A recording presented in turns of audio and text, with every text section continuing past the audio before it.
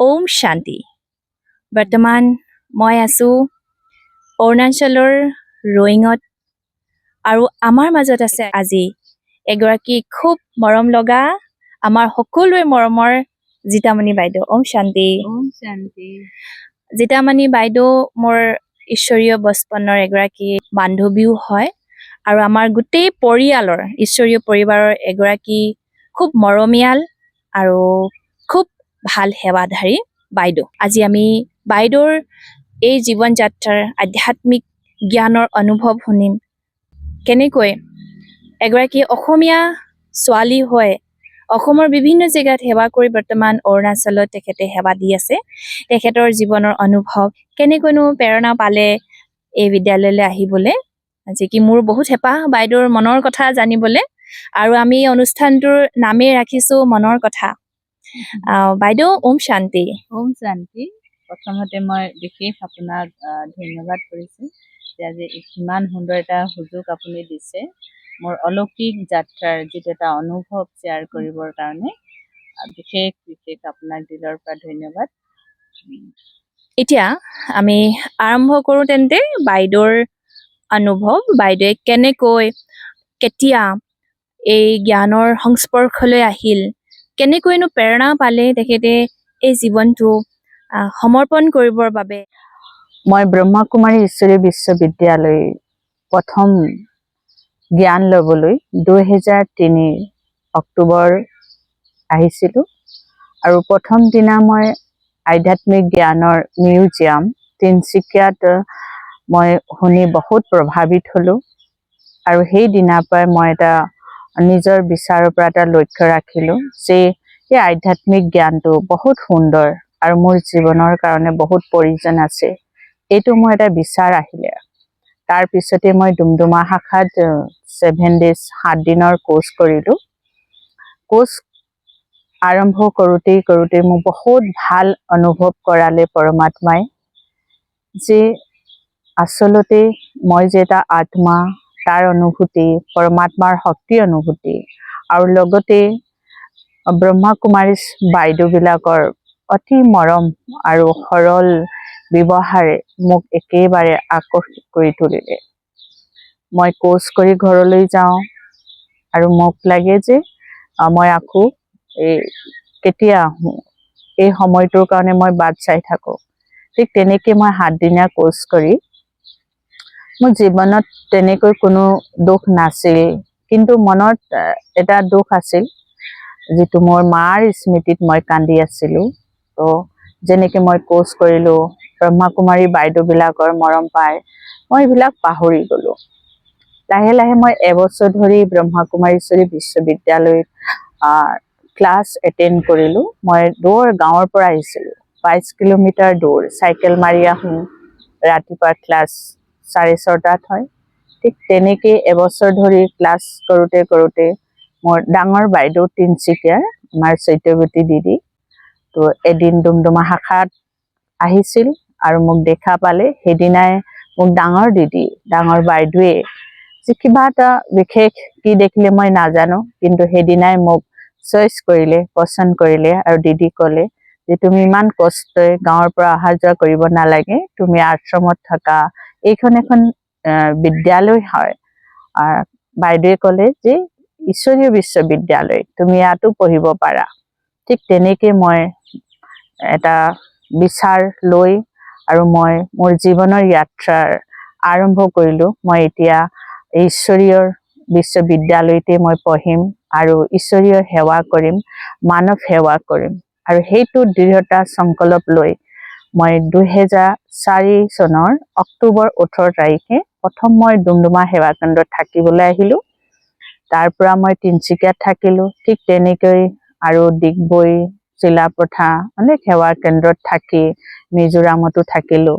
তাৰপিছত তিনিচুকীয়াত মোৰ ডাঙৰ বাইদেউৰ পৰা বহুত পালনা পাই মই মানে একেবাৰে দুখ কি, অশান্তি কি, এইবিলাক মই পাহৰিয়ে গ'লোঁ। মোৰ জীৱনটো সদায় আনন্দে আৰু সুখেৰে এনেকুৱা এটা জীৱনত যে পৰিৱৰ্তন আহিব মই ভবাই নাছিলোঁ।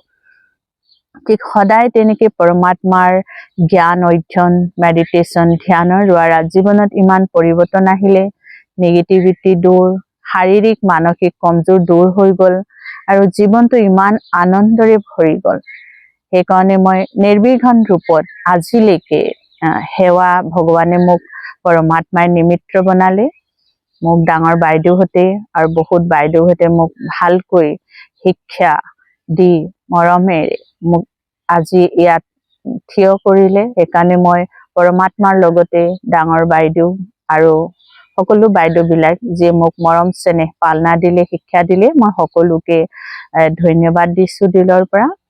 তাৰপিছত মই তেজু সেৱা কেন্দ্ৰত সেৱা কৰি তাৰপিছত ৰয়িঙত 2014 5 জানুৱাৰীত আহিলোঁ। তাৰ পৰা মই ৰয়িং সেৱা কেন্দ্ৰতে কৰি আছোঁ আৰু ৰয়িং সেৱা কেন্দ্ৰতো মই বহুত আনন্দিত, সুখী, সন্তুষ্ট, কিয়নো ৰয়িং প্ৰাকৃতিক সৌন্দৰ্যটো আছেই আৰু বহুত এটা শান্তি বাতাবৰণ। লগতে মোৰ ডাঙৰ বাইদেউ বা তিনচুকীয়াৰ আমাৰ যি ডাঙৰ বাইদেউ দাদাহঁতেও মধুবনধৰী, মাউণ্ট আবুৰ য'ৰ পৰাই আহে, গেষ্টবিলাক আহে বা আমাৰ BK মেম্বাৰবিলাক আহে, এই স্থানলৈ পঠিয়ায় আৰু সকলো অতিথিৰ সেৱা কৰি মই বহুত আনন্দিত হওঁ আৰু মই ভাবোঁ সকলোৱে দোৱা পাই আছোঁ আৰু সকলো দোৱাৰে মই বহুত আগবাঢ়ি গৈছোঁ। মোৰ জীৱনত এনেকুৱা এটা দিন নাই যে মই কিবা এটা কাৰণে ডিষ্টাৰ্ব হৈছোঁ, অশান্তি হৈছোঁ। ইমান এটা আনন্দৰ দিন যেন এই দিন আৰু এই জীৱন আৰু এই সংগম যুগ যেন শেষেই নহওক, কিয়নো পৰমাত্মাৰ ইমান অতি আৰু শ্ৰেষ্ঠৰ পালনা আৰু ক'ত পাম। ইমান সুন্দৰ অনুভৱ, সঁচাই শুনি বহুত ভাল লাগিলে। ইয়াতে আপুনি এটা কথা কৈছিলে যে আপোনাৰ মাৰ স্মৃতি আহি আছিলে। মই কিয় মানে কি অকমান ক'ব নেকি? হয়, মোৰ মা সৰুতে ঢুকালে, চাগে মোৰ 6 মাহ 8 মাহ, এইটো মই ইমান ভালকে নাজানো। আৰু মই ডাঙৰ হৈ গ'লো আৰু মোৰ মা বুলি মই মনৰ পৰা বিচাৰিছিলোঁ, কিন্তু মাৰ যিটো মৰম স্নেহ বাইদেউহঁতে দিলে আৰু মোৰ জেঠাই মোক ডাঙৰ দীঘল কৰিলে, বহুত মৰম চেনেহ পালোঁ। কিন্তু মোৰ মনত এটাই আছিলে যে মই মাৰ ছবিটো দেখিব লাগে আৰু যি মাৰ পৰা মই সৃষ্টিলৈ আহিলোঁ, জন্ম হ'লোঁ, সেই মাৰ ছবি মই দেখিব লাগে, মোক সপোনত হ'লেও দেখুওৱা, তেনেকুৱা এটা মোৰ ভাৱনা আছিলে। আৰু সেইটো কাৰণে মই কেতিয়াবা দুখী হৈছিলোঁ, ৰাতিও মই কান্দি থাকিছিলোঁ। কিন্তু ডাঙৰ দিদি সত্যৱতী দিদিক লগ পোৱাৰ পিছত সেই সংকল্প আৰু খতম হৈ গ'ল। এয়াই মোৰ মা, এয়াই মোৰ বাবা, চব পুৰা হৈ গ'ল। সঁচাই, কাৰণ আমি ভক্তি মাৰ্গটো মানে ভক্তিত যেতিয়া প্ৰাৰ্থনা কৰোঁ তেতিয়া শুনিছোঁ যে পৰমাত্মা যে আমাৰ আত্মাৰ মাও হয়, পিতাও হয়, বন্ধু, সখা, স্বামী। সেইটো ফিল আমি ইয়াত কৰিছোঁ বা এইটো কোনো কমি অনুভৱ নহয়। আচ্ছা বাইদেউ, বহুতে ভাবে যে আমি বেহেনবোৰ, ধৰি লওক ময়ো আছোঁ, আপুনিও আছে, আমি সকলো অসমীয়া বেহেন আৰু অসমত আমি সেৱা কৰি আছোঁ। কিছুমানৰ মনত কুৱেশ্যন আহে কি আমাক কোনোবাই জবৰদস্তি ব্ৰহ্মকুমাৰী বনিবৰ কাৰণে প্ৰেছাৰ দিছিলে নেকি, বা আপোনাৰ জীৱনত তেনেকুৱা কিবা হৈছিলে নেকি? নাই, মোৰ দাদা, 2nd নম্বৰ দাদাই মোক এই ব্ৰহ্মকুমাৰী সংস্থালৈ আনিছে আৰু মোৰ ঘৰৰ সকলোৱে একদম ফ্ৰীলি ছুটি দিছে যে এতিয়াতো আমাৰ ঘৰৰ সকলোৱে আছে জ্ঞান মাৰ্গত। আৰু মই ব্ৰহ্মকুমাৰী জীৱনত আহি মোৰ ইমান পৰিৱৰ্তন দেখি, কিয়নো মোৰ জীৱনত খুচি নাছিলে, কিয়নো এটা মা যিটো বিচাৰে, মোৰ খুচি নাইকিয়া হৈ গৈছিল। বহুত চিন্তা কৰিছিলে আমাৰ দাদাহঁতে, বাইদেউহঁতে, সকলোৱে। যেতিয়া মোৰ দেখিলে যে ইমান খুচি আৰু ইমান উমংগ আৰু ইমান কমজোৰ আছিলে আৰু ইমান শক্তিশালী, মই যেতিয়া আকৌ সংস্থাত আমি এনেকা সেৱা কৰোঁ, ব্ৰহ্মভোজন বনাওঁ, ইমান ব্যক্তি, তো আমাৰ বহুতেও বিশ্বাস কৰা নাছিলে। যেতিয়া দেখিম তেতিয়াহে মানিম। এতিয়াতো সিহঁতে মানে আৰু মোৰ পৰিৱৰ্তন দেখি সকলোৱে জ্ঞান মাৰ্গলৈ আহিলে। এতিয়া মোৰ লগত মোৰ ভাগিন ছোৱালী, ভন্টি ছোৱালী সমৰ্পিত মোৰ লগতে থাকে। দাদা, বাইদেউ, ভিনিদেউ আৰু ভাগিনবিলাক, ভতিজা, সকলোৱে জ্ঞান মাৰ্গত মোক দেখি আহিলে। ইয়াতে আৰু এটা প্ৰশ্ন আহে, তাৰমানে এতিয়া সমৰ্পণ শব্দটো না, এই যে সমৰ্পণ কিয় হ'ব লাগে, এনেকে মানে কোনোবাই ভাবে যে আমি বিয়া বাৰু নাপাতি ঈশ্বৰৰ কাৰণে সমৰ্পণ কিয় হ'ব লাগে। প্ৰথম কথা, সমৰ্পণটো যে আচলতে বহুত আগৰ পৰা চলি আছে না, ঈশ্বৰৰ প্ৰতি সমৰ্পণ। ধৰি লওক আমি যদি চাওঁ দেখিম গৌতম বুদ্ধৰ সময়তো সমৰ্পণতাৰ ভাৱ আছে, ঈশ্বৰৰ সেৱাৰ কাৰণে সমৰ্পণ হয়, যাৰ মন আছে তেখেতসকলে কৰিব পাৰে, হয় নে নাই? তাৰ পিছতো যদি আমি চাওঁ, ইস্কনত চাওঁ, বা আমাৰ সত্ৰত আমি গৈছো নহয় নে আপুনি আমি দুইগৰাকী গৈছো মাজুলী সত্ৰত গৈছো তাতো বহুত মানে শিহু বহুত আছে ইমান ভাল লাগে ন ইমান ইউথ বিলাক আছে বহুত ভাল লাগিল সৰুৰ পৰা ইমান এটা পবিত্ৰতাৰ বাতাবৰণ নহয় জানো? তাতে পঢ়ে তাতে সেৱা কৰে ডাঙৰ হয় তেখেতসকলে আশ্ৰম মানে সত্ৰ সঞ্চালন কৰে ঠিক তেনেকুৱা এটা আমাৰো চিষ্টেম এতিয়া কওকচোন সমৰ্পণ হবলে বহুতে ভাবে মানে বহুত পইচা পাতি দিব লাগে নেকি তেনেকুৱা সেইটো নহয় সমৰ্পণ আমি মনৰ পৰা দিলৰ পৰা আৰু মইতো ইচ্ছাই কৰিছো আমাৰ ঘৰত কোনো এনেকুৱা বাধাও নাছিলে কিন্তু মইতো নিজৰ ইচ্ছাৰে কৰিছো আমাৰ ঘৰৰ সকলোৰে ইচ্ছা আছে যে ইমান এটা ভাল জীৱন যে মানৱ কল্যাণৰ কাৰণে ঈশ্বৰীয় সেৱাৰ কাৰণে এটা বহুত পুণ্য ভাবি সকলোৱে বহুত খুচিত আৰু সমৰ্পণটো দিলৰ পৰা মনৰ পৰা হয় আৰু এটা আমাৰ যিটো এটা বিধি এটা নিয়ম প্ৰথা এইটো সমৰ্পণ এদিন যিটো কৰে আৰু সেইটোতো কোনো এটা ফৰ্চলি একোৱে নাই যে কোনোবা দিব পাৰে নোৱাৰে এইটো নহয় এইটো লাগে বুলিও নকয় কিন্তু কাৰোবাৰ মাৰ দেউতা এনেকুৱা আছে যে মোৰ ছোৱালীক মই সেৱা দিছো জীৱনটো দিছো মানে কি ঈশ্বৰীয় জীৱন সিহঁতে সেৱাত লগাব আৰু মই যদি ছোৱালী বিয়া কৰালো হেঁতেন কিবা প্ৰপাৰ্টি দেহেজ হিচাপত দিব লাগিল হয় সেইকাৰণে নিজৰ দিলৰ পৰা কিছুমানে কিবা এটা সহযোগ কৰিছে ছোৱালী নামত দিব বিচাৰিছে সেইটো দিয়ে কিন্তু ফৰ্চলি এনেকুৱা নহয় মইতো আমাৰ ঘৰৰ পৰা তেনেকে একো এটা লোৱা নাই যিদিনা আমাৰ সমৰ্পণ আছিলে তেতিয়া সৰু সৰু হাতত কিবা কাঁহী বাতি কিবা যে খালী হাতে কি যাম সেইটো কিন্তু এনেকুৱা কোনো ফৰ্চলি নাই যে লাখ টকা ল'ব লাগে কিবা লাগে মই নিজৰ জীৱনৰ অনুভৱ কৈছো আনৰ কথা মই নাজানো প্ৰশ্ন হব পাৰে আনৰ কোনোবাই দিলৰ পৰা মা দেউতাই দিছে বা কোনোবা ভাই ককাই দিব বিচাৰিছে ভনীয়েকক বা জীয়েকক এইটো দিছে সহযোগ কৰিছে প্ৰগ্ৰামত কিবা সহযোগ নিজৰ মনৰ পৰা দিছে এইটো বেলেগ কথা আজি দেখা যায় যদি এখন বিয়া পাতে এগৰাকী ছোৱালী যেতিয়া বিয়া দিয়ে তেতিয়া লাখ লাখ টকা খৰচ কৰে কোটি টকা খৰচ কৰে হয় আৰু তাত যদি তেনেকে লাখ টকা খৰচাও নহয় আৰু যদি কোনোবাই নিজৰ ইচ্ছা মতে নিজৰ জীয়েকক যদি লাখ টকা দিছেও সেয়া তেখেতে সেৱাৰ কাৰণে দিছে তেখেতে আছে কাৰণে দিছে ৰয়িঙত কিমান বছৰ হ'ল অৰুণাচলত ৰয়িঙত এতিয়া মই 2014 পৰা ন জানুৱাৰী 5 তাৰিখৰ পৰা ইমান বছৰ হে না 11-12 বছৰ আপুনি অৰুণাচল প্ৰদেশত সেৱা কৰিছে চেহেৰাটো আপোনাৰ অৰুণাচলৰ নিচিনাই হৈ গৈছে তো অকমান কওক না ইয়াৰ মানুহখিনিৰ কথা কওক মই বহুত লাকি ভাগ্যশালী বুলি ভাবো কিয়নো অৰুণাচল এই ৰয়িং এটা বহুত শান্তি প্ৰকৃতি এৰিয়া হয় আৰু ইয়াৰ যিখিনি মানুহ মানে ব্যক্তি বহুত এটা চাফ দিলৰ হয় সঁচা দিলৰ হয় মানে দিল বুলি ক'লে সঁচাৰো হয় আৰু ডাঙৰ দিলৰ হয় বহুত সহযোগী হয় ইহঁতৰ মানে কোনো এটা ইগ' প্ৰব্লেম নাই লাগিলে মিনিষ্টাৰে নহওক লাগে একদম নিজৰ ভন্টি নিচিনা ব্যৱহাৰ মৰম কৰে মানে ট্ৰাইবেল হলেও মানে মানুহ বিলাকৰ বহুত ভাল ব্যৱহাৰ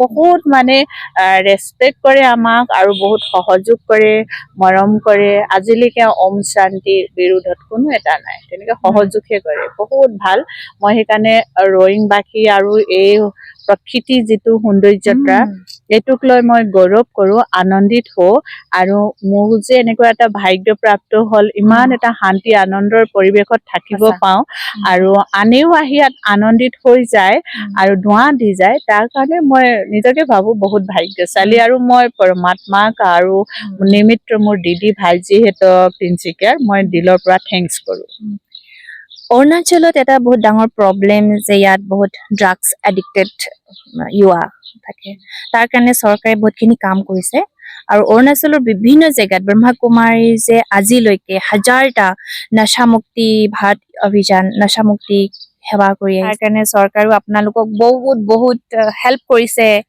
বহুতখিনি আপোনালোকক সন্মান কৰিছে না অকণমান উঠি অহা প্ৰজন্মৰ কাৰণে কিবা এটা কওক যে নশাই আমাক কেনেকে বৰবাদ কৰিছে উঠি অহা প্ৰজন্মক মই এইটোৱে মানে এটা মেছেজ সন্দেশ দিব বিচাৰো কিয়নো আমাৰ জীৱন বুলি ক'লে দুটা বস্তুৱে জড়িত মই আৰু মোৰ মই বুলি ক'লে মই এটা শক্তি আত্মা হয় আৰু মোৰ বুলি ক'লে এইটো মোৰ দেহাটো শৰীৰটো ঠিক আছে তো আজি যিটো দেহা দেহাৰ ভেলু মূল্যও লাগে আৰু নিজৰ মূল্যটো জানিব লাগে যেতিয়া নিজৰ মূল্য মই যে এটা আত্মা এই দেহৰ চালক এইটো কথা যদি বুজি পায় আৰু ভিতৰৰ পৰা এইটো জ্ঞান হৈ যায় তেতিয়াহ'লে শাৰীৰিকভাৱে নিজক মানে তেনেকে ড্ৰাগছ নচা জাতীয় বস্তু দি মানে শৰীৰটোক কষ্ট দিব নোৱাৰে মানে এটা ধ্যান থাকিব যেনেকৈ এখন গাড়ীক আমি ডিজেল পেট্ৰল যি লাগে সেইটোৱে দিওঁ তাক কেৰাচিন নিদিওঁ বা বেলেগ পানী নেডালো কিয়নো গাড়ীখন ইমান টকাৰ আমি লৈছো তাৰ এটা ভেলু মূল্য বুজে ঠিক এই শৰীৰটো আমাৰ ইমান মূল্য আছে শৰীৰ অবিহনেতো আত্মাইতো একো কৰিব নোৱাৰে তো আমাৰ এই দেহটো প্ৰকৃতি দেহটো হয় প্ৰকৃতি 5 তত্ত্বই বনোৱা দেহটো হয় আৰু প্ৰকৃতি আমাক ইমান সুন্দৰ মা গৰ্ভৰ দ্বাৰা ইমান সুন্দৰকে আমাক এটা গিফ্ট হিচাপত দিছে আৰু আমি এইটো এৰিলো আমি গিফ্ট হিচাপতে দি যাব লাগে কিন্তু ড্ৰাগছ কিবা এইবিলাক বস্তু লৈ আমি শৰীৰটো একা গেলাই পচাই যে দিওঁ সেইটো মানে এইটো এটা অপৰাধ বা পাপ বুলিহে কোৱা হ'ব তো সেইকাৰণে আমি যে এইটো কথা বুজিব লাগে আমাৰ নিজৰ দেহটোক এটা ভগৱানৰ গিফ্ট প্ৰকৃতিৰ গিফ্ট বুলি মানি অমানত মানি বহুত সুন্দৰকে মানে ইয়াৰ যিটো এটা ডিচিপ্লিন আৰু পৰহেজৰ মাজত নিজক সুন্দৰ কৰি জীৱনটো লৈ যাব লাগে কিয়নো আমাৰ শৰীৰটো বহুত অমূল্য আজি কৰোৰ টকা দিলেও যে এটা পাত যদি বেয়া হৈ যায় মানে পুৰা বডি এটা পাৰ্ট যদি ডেড হৈ যায় চেল বিলাক তেতিয়াহ'লে কৰোৰ পইচাই কিবা কৰিব পাৰিবনে নোৱাৰে নহয় তো আমি সৰু এটা জিভাৰ টেষ্টৰ কাৰণে আমাৰ ইমান সুন্দৰ মূল্যৱান এটা দেহটোক আমি নিজেই যেন নষ্ট কৰিছো সেইকাৰণে বিচাৰত আহিব লাগে প্ৰত্যেকৰে যে আমাৰ মায়ে গৰ্ভত 9 মহিনা কিমান কষ্টৰ মানে গৰ্ভত পালিলে আৰু সেই 9 মহিনা পালি থাকোতে মাৰ কষ্টৰ কি কষ্ট থাকে খোৱা বোৱা ভালকে খাব নোৱাৰে শুব নোৱাৰে আৰু বেলেগ কষ্ট শাৰীৰিক হেতুটো সহ্য কৰিব লাগে আৰু জনম হোৱাৰ পিছত মায়ে দেউতাই ঘৰৰ সকলোৱে মানে কোলাত লৈ ইমান যেটা কেঁচুৱা ৰূপত চফ্ট মানে এই দুখ পাব হাতখনে দূৰকে ধৰিলে দুখ পাব কাপোৰটো এনেকুৱা কাপোৰ পিন্ধালে কষ্ট পাব ইমান মানে আলসৰে পালন কৰে আৰু মায়ে নোহোৱাকৈ টোপনি ক্ষতি ত্যাগ কৰি ল'ৰা ছোৱালীক ডাঙৰ দীঘল কৰি গোটেই জীৱন ল'ৰা ছোৱালীক কালি ত্যাগ কৰে আৰু যেতিয়া ল'ৰা ছোৱালী ডাঙৰ হৈ যায় আৰু এইবিলাক বেয়া বস্তুৰ মানে বেলেগ সংগত কৰি বা যিয়ে নহওক এইবিলাক ল'বলৈ ধৰে তো মই সেইটোৱে মেছেজ দিওঁ যে নিজৰ জীৱনৰ মূল্য বুজক মা দেউতা কষ্ট আৰু যি মায়ে 9 মহিনা গৰ্ভত লৈ ইমান কষ্ট কৰি আৰু ইমান ডাঙৰ কৰি তাৰ পিছত মাৰ মূল্য মাৰ মৰম নাইকিয়া হোৱা কাৰণ কি হৈছে এয়া এডিক্ট ড্ৰাগছ লোৱাটো আৰু যেতিয়া এই এডিক্ট বিলাক ভিতৰৰ পৰা উলিয়াব পাৰিব তেতিয়া নিজক সম্ভালিব পাৰিব আৰু নিজৰ মা দেউতাৰ কষ্ট কি মৰম কি সেইটো বুজি পাব সেইকাৰণে মই সকলোকে এইটো মেছেজ দিছো যে এইটো অকমান টেষ্টৰ কাৰণে নিজৰ জীৱনটো ধ্বংস কৰিব নালাগে শৰীৰটো আমাৰ প্ৰকৃতি দিন ভগৱানৰ গিফ্ট এইটো বহুত সুন্দৰকে বহুত বস্তু আছে তেনেকে আমাৰ শাৰীৰিকভাৱে সুস্থ ৰাখিবৰ কাৰণে এক্সাৰচাইজৰ লগতে আমাৰ খোৱা বোৱা বহুত ফল মূল আছে প্ৰটিন ভিটামিন য'ত পায় সেইবিলাক খাব পাৰে কিন্তু এই বেয়া বস্তুবিলাক ত্যাগ দিয়াটোৱে ভাল ওম শান্তি এতিয়া চাওক বহুত বেয়া লাগে যেতিয়া উঠি অহা প্ৰজন্ম আমাৰ চকুৰ আগতে ধ্বংস হৈ গৈছে আজি এটা মই ভিডিঅ' চাইছো যে এজন ল'ৰা ড্ৰাগছ নাপায় এনেকে বেহুচ হৈ গ'ল তাৰপিছতে মৰি গ'ল সময়ত ড্ৰাগছ নোপোৱাৰ কাৰণে বহুত বেছি এডিক্ট হৈ গৈছে আৰু ক'বলৈ বাকী নাই আমাতকৈ চাগে আমাক চাই থকা সকলোৱে চাগে বেছিকে জানে যে আজি সমাজখন কোনফালে গৈছে আৰু আমাৰ বেহেনসকলৰ এইটো অলপ চেষ্টা কি আমাৰ এই জীৱনটোৰ দ্বাৰা আমি যাতে কাৰোবাৰ জীৱনলৈ অলপ হ'লেও সকাৰাত্মক চিন্তন আধ্যাত্মিক জ্ঞানৰ পোহৰে তেখেতসকলৰ জীৱনটো পোহৰাই তুলিব পাৰো এনেকৈ আমাৰ মাজত বহুতো অসমীয়া দিদিসকল বাইদেউসকল আছে তাৰ মাজতে এয়া মোৰ প্ৰথম মই জিতামণি বাইদেউৰ লগত এই মনৰ কথা আজি আলোচনা কৰিছো আৰু এনেকৈ মই ভাবিছো দিদিসকলৰ পৰিচয় মই সকলোকে কৰোৱাই দিম বহুত বহুত ভাল লাগিলে জিতামণি বেহেন বহুত থেংকস আপোনাক জিতামণি বাইদেউ এদিন এজন ব্যক্তিয়ে আমাক 10,000 লগত তুলনা কৰিছে যে আপোনালোকে আহি যাওক, মই আপোনালোকক মাহেকে 10,000 টকা দিম, কাপোৰ কানি দিম, আপোনালোকে এটা সুন্দৰ জীৱন যাপন কৰিব পাৰিব। কথাটো শুনি মোৰ বহুত বেয়া লাগিলে, বহুত বেয়া লাগিলে। আপুনি কি ক'ব এতিয়া? ৰাইট কৈছে নে তেখেতে? তেখেতৰ বিচাৰ মতে, কিয়নো তেখেতে আধ্যাত্মিক জ্ঞানৰ জড়িত নাই চাগে আৰু ইমান ভিতৰলৈকে বুজি পোৱা নাই চাগে। আমি যি বগা কাপোৰযোৰ পিন্ধি যিটো শান্তি আৰু জীৱনৰ যিটো শান্তিৰ লগত এটা পবিত্ৰতা, যিটো এটা আনন্দ অনুভৱ কৰিছো, জীৱনটো এটা ছাকচেছ অনুভৱ কৰিছো, চাগে তেখেতে এইবিলাক জনা নাই, বুজা নাই, সেইকাৰণে। আৰু যেতিয়াই বুজিব আৰু তেখেতৰ আমাৰ প্ৰতি বহুত সন্মান জাগৃত হ'ব। আৰু মই ভাবো চাওক, আমাৰ ব্ৰহ্মা কুমাৰীজত বহুত পঢ়া লিখা বেহেন, নিজৰ স্বইচ্ছাৰে নিজৰ জীৱনটো ঈশ্বৰে সেৱাত লগাইছে। তেখেতৰ জীৱনটো আমি কৰোৰ টকাৰ লগতো তুলনা কৰিব নোৱাৰো। টকাৰ লগত কথাই নাই আমাৰ জীৱনটো। আজি যদি মোক কয়, গোটেই সংসাৰখনেও যদি কয় তুমি এই ব্ৰহ্মা কুমাৰীৰ জীৱনটোক ত্যাগ দিয়া, কিন্তু মই সেইটোত এগ্ৰী হ'ব নোৱাৰো। কিন্তু আজি গোটেই সংসাৰে যি দিব, আজি যি ভগৱানৰ পৰা মই সেইটো পাই আছো, সেইটো সংসাৰে কোনো মোক দিব নোৱাৰে। মোৰ জীৱনৰ চইচটো মোৰ আৰু অন্তিম সময়লৈকে এইটোৱে মোৰ দৃঢ়তা। আনে যি ভাবে আৰু যি নাভাবে, যি কৰে নকৰে, সেইটো মোৰ কোনো হেৰি নাই। নিজৰ বিচাৰ অনুযায়ী বা দেখাৰ দৃষ্টিৰ ভাৱনাৰ দ্বাৰা যি আনে কয়, কিন্তু মোৰ জীৱনত মই যিটো ছাকচেছ অনুভৱ কৰিছো, এইটো মোক কোনো দূৰ কৰিব নোৱাৰে এই ৰাস্তাৰ পৰা। আৰু আজি আমাৰ ব্ৰহ্মা কুমাৰীজত এনেকুৱা 50,000 যুৱা বেহেন ভাই আছে, যিসকলে পঢ়ি লিখি নিজৰ জীৱনটো স্বাৱলম্বী কৰি নিজৰ স্বইচ্ছাই ভাৰতখনক স্বৰ্গ বনোৱাৰ সেৱাত নিজৰ সময়, নিজৰ তন মন ধন সহযোগ কৰিছে। মই ভাবো আপোনালোকৰ প্ৰশ্ন অলপ হলেও বুজি পাইছে ন? আমাৰ মনৰ কথা আমি প্ৰকাশ কৰিছো। যদিও কিবা কুৱেশ্যন থাকে আপোনালোকে ক্লিয়াৰ কৰিব পাৰিব। আৰু ৰয়িঙত আমাৰ চেণ্টাৰ কোনডোখৰত আছে এবাৰ আপুনি কৈ দিয়ক। ৰয়িঙৰ চেণ্টাৰ আছে ওপৰ দুৰ্গা মন্দিৰৰ ওচৰতে, চেটা 2 বুলি কয়, চাৰ্কেট হাউচৰ পিছতে আছে। এড্ৰেছ হয় নিয়েৰ দুৰ্গা মন্দিৰ, আপাৰ নিয়েৰ দুৰ্গা মন্দিৰ। আৰু জিতামণি বাইদেউ হয় ইমান ভাল, বহুত মৰমীয়াল, মাতৃত্ব ভাৱৰ অধিকাৰী। তো আজি আমি ইমানতে সামৰো। আকৌ লগ পাম জিতামণি বাইদেউ। আকৌ লগ পাম। বহুত বহুত থেংকছ, শুক্ৰিয়া। ওম শান্তি। ওম শান্তি।